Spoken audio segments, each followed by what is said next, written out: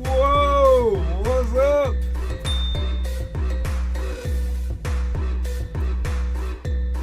John Sanders here with Limitless Hoop Show. Thanks for tuning in. Stop the music, let's go. I got the tournament up behind me. That was actually seriously accidental, but it is March, and what March means is March Madness. All right, March Madness is not a disease. All right, March Madness is everyone going crazy over college basketball. All right, this is the time of year where college basketball goes. It's our turn. We're up. Everyone turn their eyes to us. All right, and what they have that's so unique is a one and done tournament. All right, and it makes everyone super excited. But I noticed when I try to do these tournaments for youth basketball, people get super upset. Why? Because they want guaranteed games. All right? And these same parents, usually coaches too, they don't want guaranteed medals, of course, because, there's no participation trophies and blah, blah, blah. Getting extra games is the participation trophy. All right? I'm going to institute double elimination tournaments soon enough, where if you lose the first two games, you're out. All right. If you're here, check it in the comment section so that I know that you're here. I got Jace, I got Mello, I got Josias, I got Teo. What up, y'all? But yes, imagine a game where everybody wanted to win. I mean, there's some games where I set you guys up for disaster, but in terms of like the parents coming out, the parents paying the money, the coach paying the money, and then like they ask for 4 games or paid for 3 games, whatever. And the difference is you either play 2 games or 5. People are gonna extra try to win. Now, where that's bad is that people will just play zone and they'll do momentary stuff to win.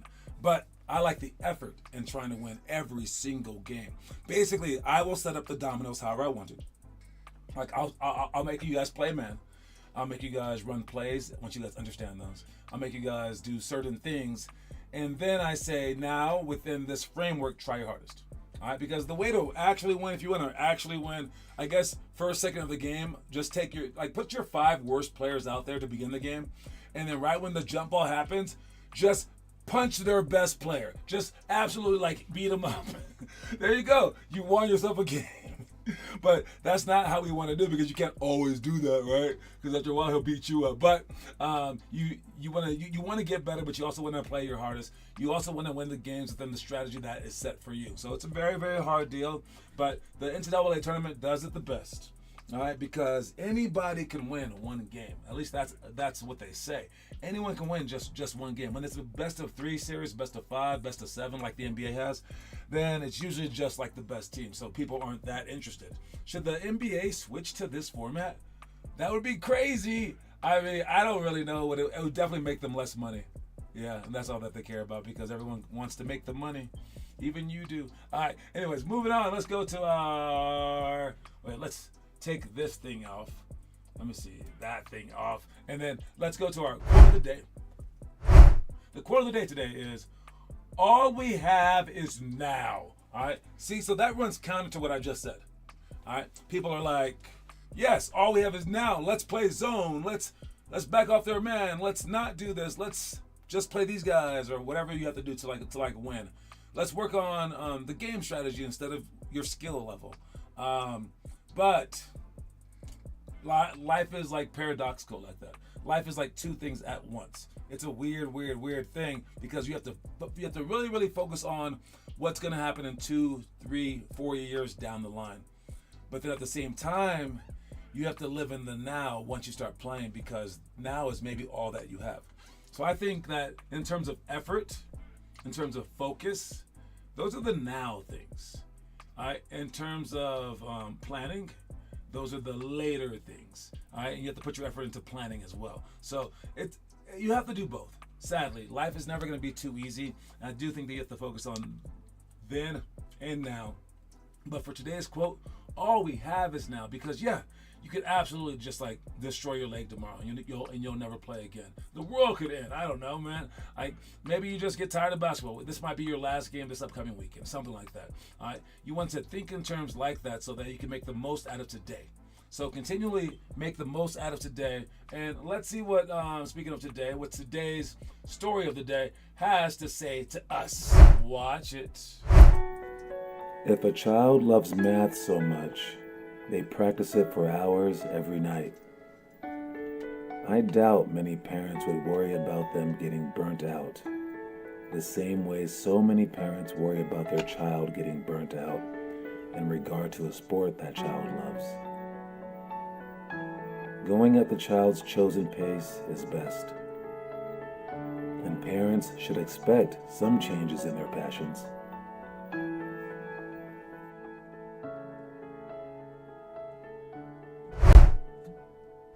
Okay, doesn't that make sense? I mean, it's crazy. It makes sense, but then it doesn't make sense. All right, it's like if you honestly were just like so into school and you're like, I want to do it all the time. I want to do homework. Your parents would be so happy, right? That's because of societal expectations.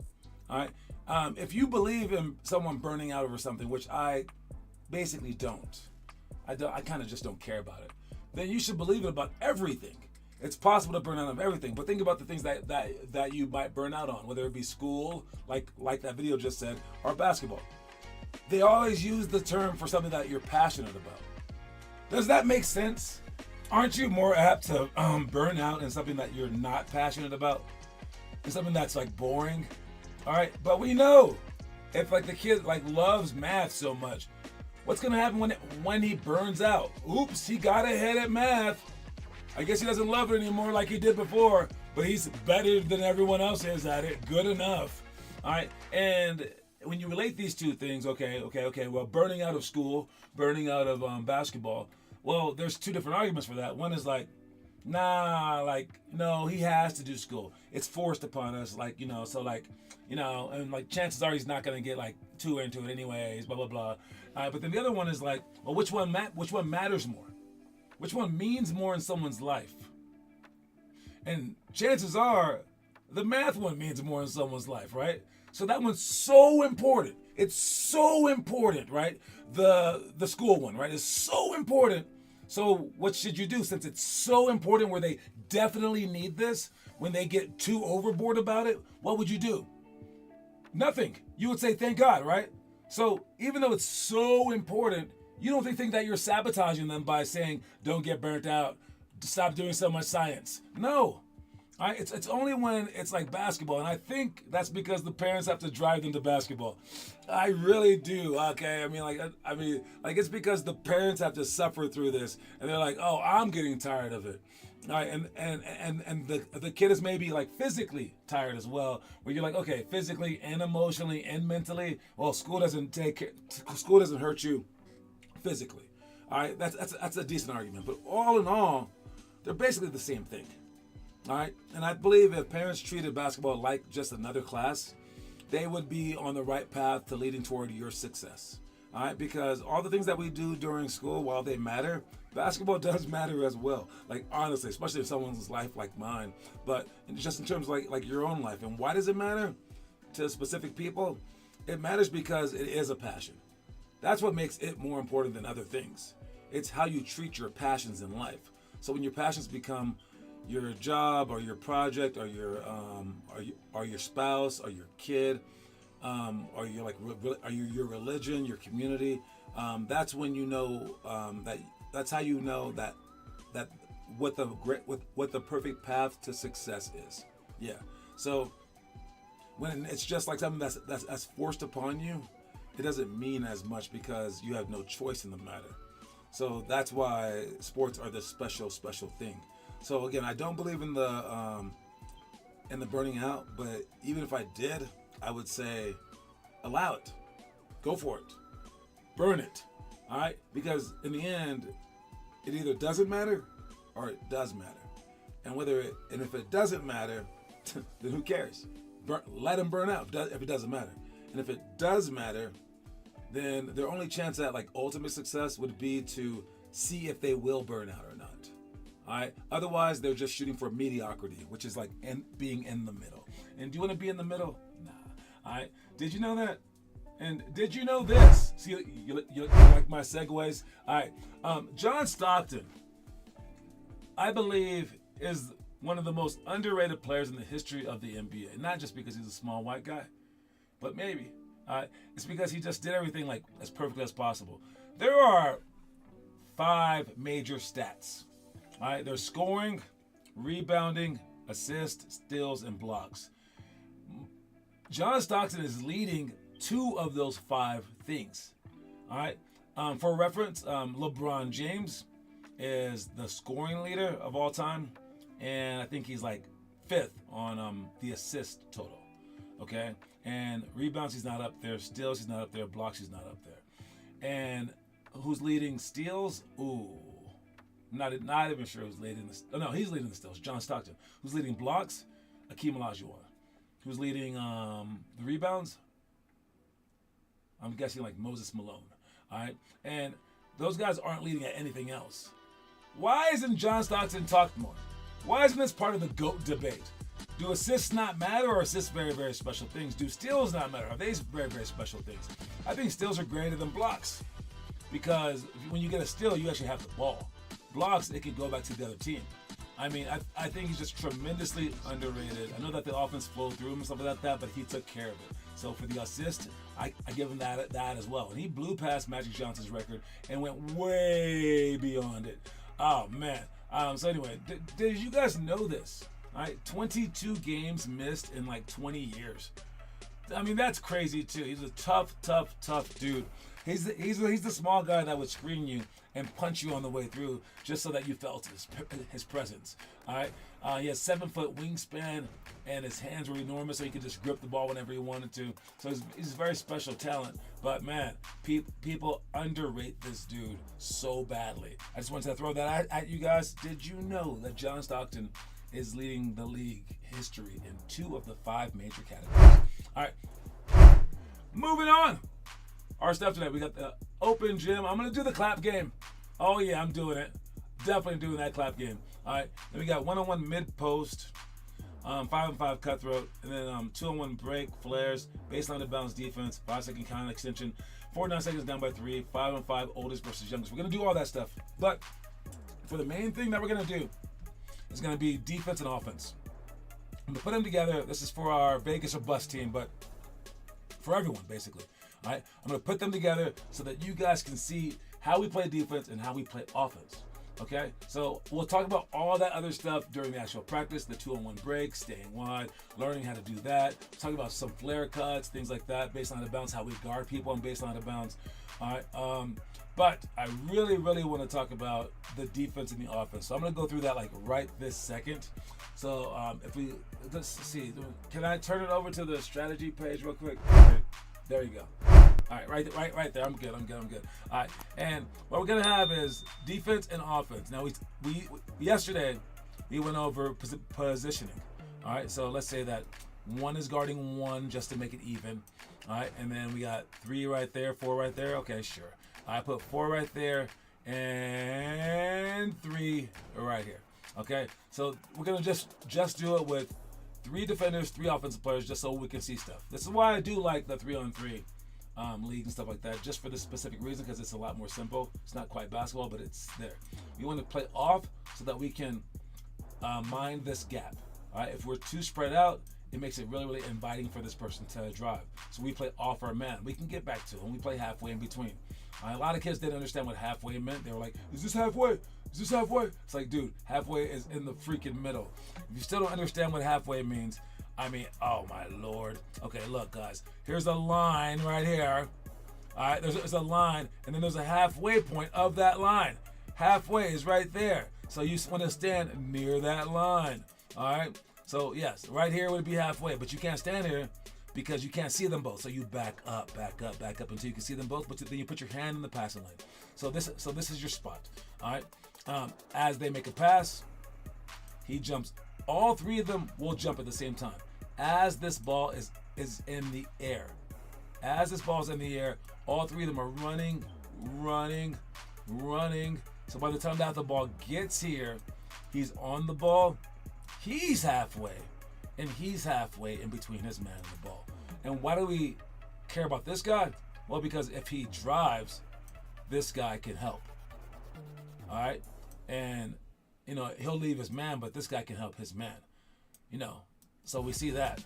But why do we care about this guy right here? Well, that's very, very important as well. If he had stayed there, this guy can cut right in front of his face. And if he's in front of him, well, now that pass can go to him. Whereas if they were switched, now that pass can't go to him. So it's as easy as that.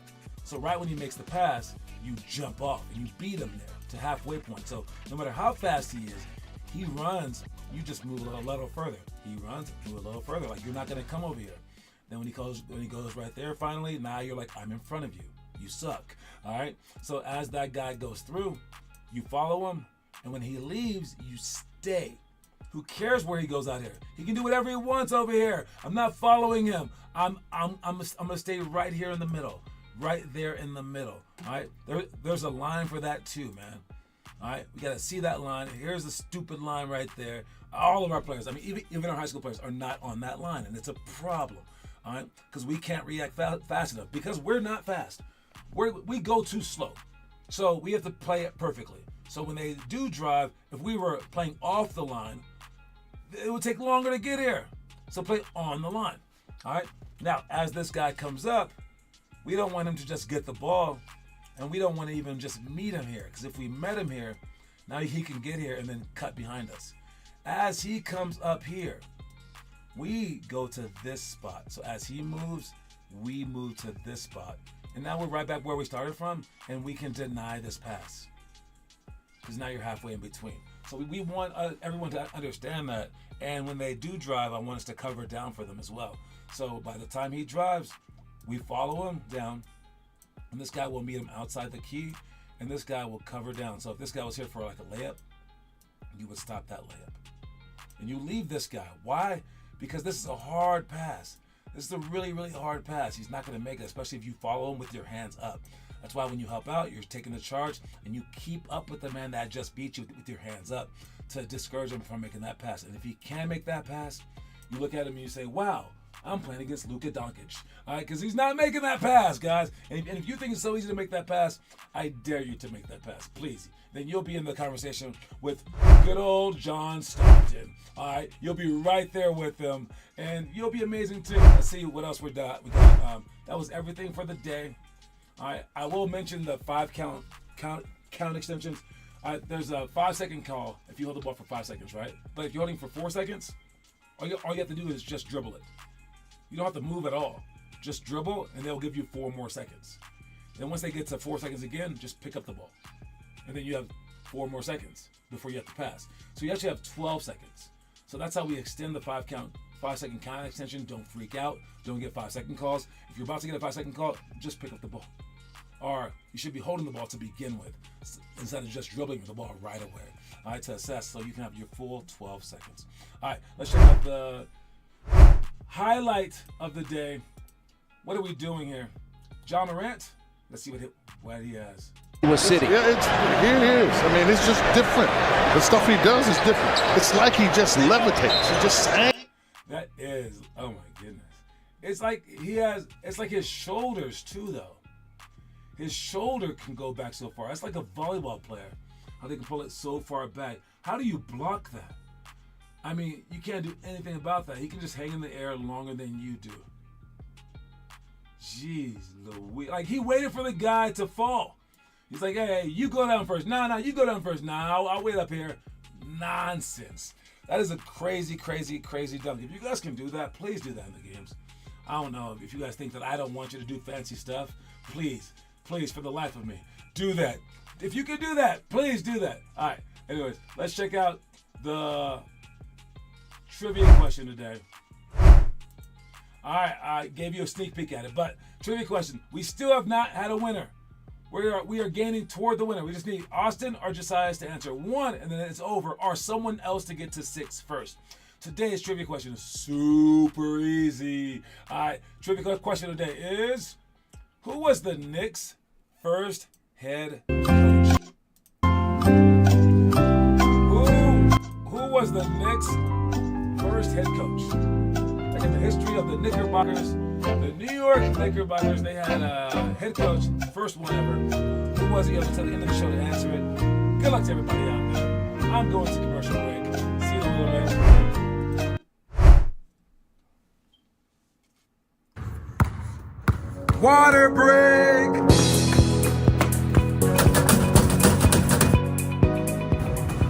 Hey kid, tell us more about Mendoza Water and Sewer. That's better. Did homeboy just say Joe? You just said Joe? I mean, I don't know what to do. All right, Teo said just Joe. And then, then we got Jace that said lap chick. Like, guys, all right. I mean, Joe, that's not good enough. You include his last name afterwards. I will take the last name. So I'm going to give it to Jace. Jace wins. Good job, Jace. You barely beat out the one-name assassin right there. And that gives Jace actually 3 points. He has a chance to win this thing. This is for February. So if we make it throughout the whole month, man, I don't know. Maybe we'll get 2 coins for this month's winner. But halfway through, we will start the new month then. But as soon as one of those guys gets to 6, it's over. So Jace got it right. It is a guy by the name of wait, where is it? Right here. His name is Joe Lapchick. All right, if you want to take a quick peek at him, this was Joe Lapchick. All right, apparently he played for the Celtics before. All right, after ending his playing career, he became the head coach. Wait, how is that possible? He was playing for the original Celtics. Oh, gotcha, in the 20s and 30s. He played for the original Celtics, and this is before the NBA started. All right, and then the New York Knicks, they didn't start their run until 1957. No, yep, 1957. That was when they hired him. So he was around before the Knicks were even invented, obviously, because he was their coach. But he played in the NBA, or what was the NBA? It was like the BAA or something like that. All right, and that is the history of Joe Lapchick. Also played for the Cleveland Rosenblums and the Toledo Redman Tobaccos. Well, that would not go over that well. Oh, the Redman Tobaccos. What was their mascot? The Redman Tobaccos. Did they have a mascot? I don't think that they had a mascot back then. Oh man, this is tragic. Did they have a mascot? I gotta see this thing. Oh, okay. Oh yeah, here goes their mascot. That's not good, man. It's not good.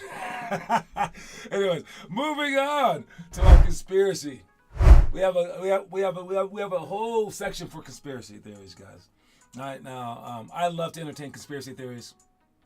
They're a fun thing to do. But let's check out what this conspiracy is right now. What do we have?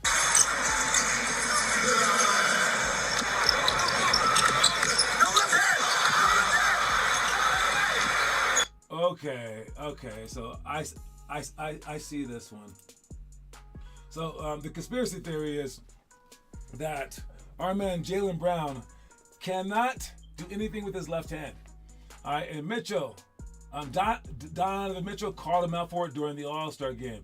No left hand. I mean, normally no one would really care if someone said that about them on a missed layup, maybe. All right, but Jaylen Brown is known for not going left. He's known for sucking with his left hand. All right, so that's just a strange thing for it to be brought up so on the spot like that. I mean, and like, yeah, doesn't he work on it?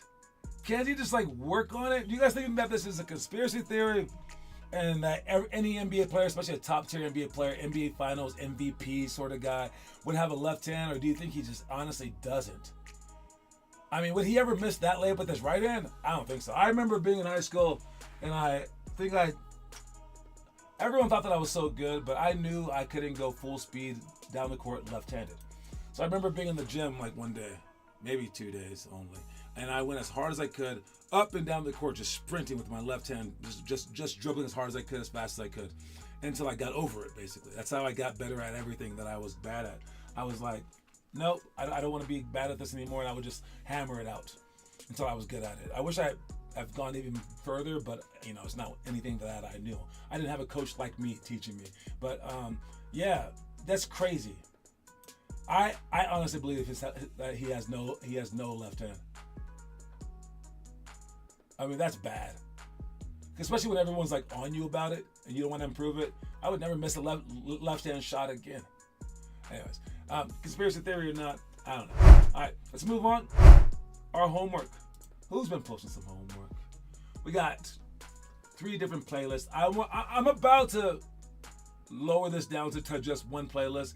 I would have to maybe comment on each one and tell on the top 2 playlists to tell them that we're switching to the third one that now has like a sure-proof fire thing. Except for that, the link to join, it expires once a day. So they would have to like jump on the link fast. But yeah, it's kind of strange. But you are what you do, now what you say you do. Let's see who's been posting the homework. At all 3 different playlists right now. We got Weston right there, Sandoval. We got Jeff, which is Jace. We got Weston up there as well. I think Weston posted. No, he posted 1. That seems like it's just Jace's playlist down there. That's gonna be the one that we use for our new one. By the way, Lincoln right there. All right, now whoever posts the most homework helps out our team, but you also help out yourself. And when you get better, our entire team improves. So make sure you guys still post, keep posting, so we can create this culture that no one else has. I mean, people who are in other programs, they're not being asked to do all this extra work. They aren't. They just aren't. You guys are being asked to, and you guys are coming through. So great job with that. And it's something that most people think could not happen. They think that this is impossible to happen, but you guys are taking care of it. So fantastic, fantastic, fantastic job. Let's get to our last one. It's a little social media. All right, now this is, I don't know what this is. I think that it's Mac McClung. Let's see what it's talking about. So in a dunk contest where we saw Jaylen Brown do the D Brown no-look dunk, but the no-look was after the dunk. They did not like. All right, so this is more Jaylen Brown slander. He did the D Brown no-look dunk, which I've done in competition before. Someone threw it off the backboard for me, and I covered my eyes like that.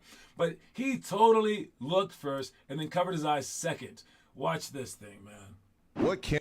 So in a dunk contest where we saw Jaylen Brown do the D Brown no-look dunk, but the no-look was after the dunk. It's like he forgot about it. Oh, the crowd didn't like that. They didn't. They did not like that.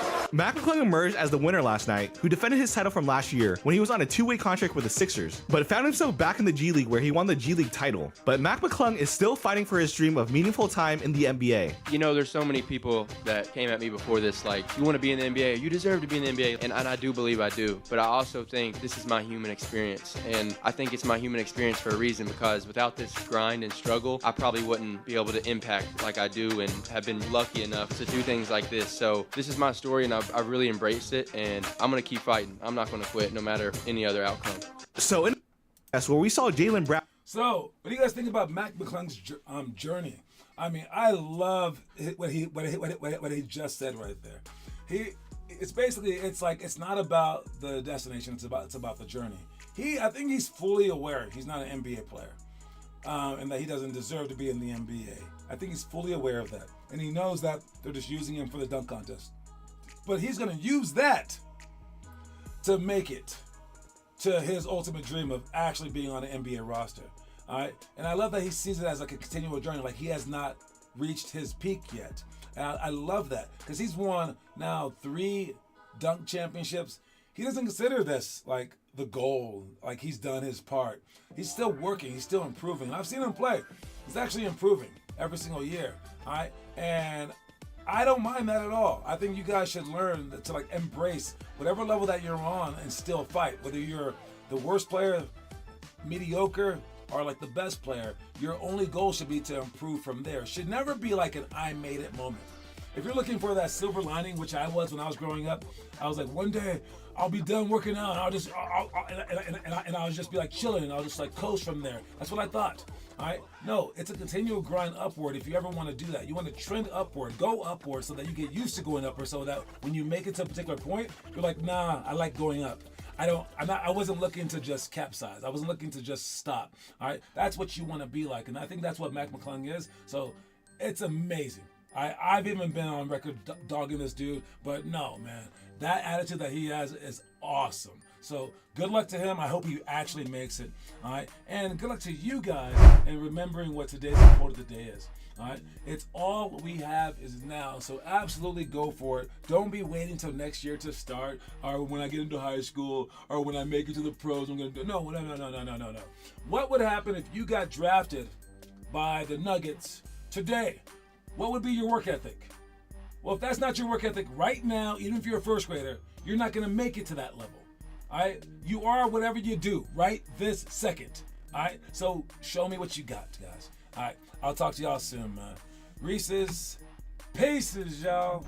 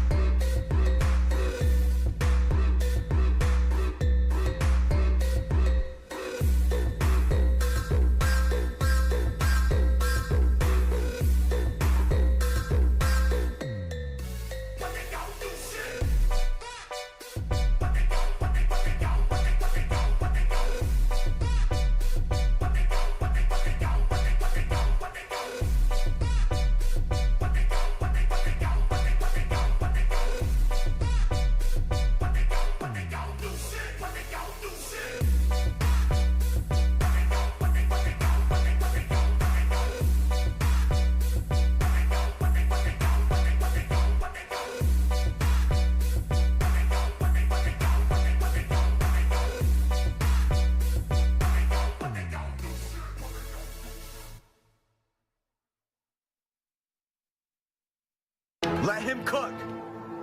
Let him cook now. Let him cook.